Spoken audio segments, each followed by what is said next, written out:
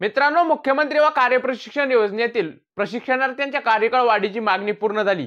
देवेंद्र फडणवीस यांनी विधानसभेत प्रशिक्षणार्थ्यांचा कार्यकाळ हा 5 महिन्यांनी वाढवणार आहे असं जाहीर केलं। मुख्यमंत्री व कार्यप्रशिक्षण योजनेच्या संघटनेचे पश्चिम महाराष्ट्र प्रमुख असणारे तुकाराम बाबा महाराज यांनी सांगली येथे आनंद साजरा केला।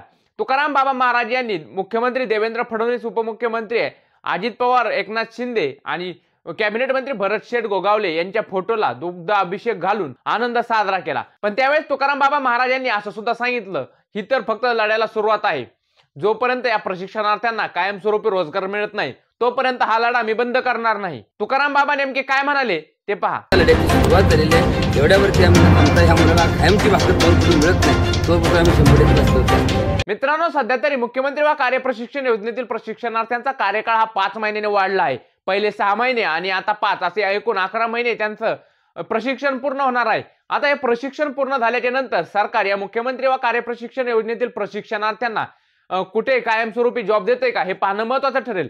मित्रांनो, मुख्यमंत्री व कार्यप्रशिक्षण योजनेसंबंधी अपडेट पाहण्यासाठी आपल्या चॅनलला सबस्क्राइब करायला विसरू नका।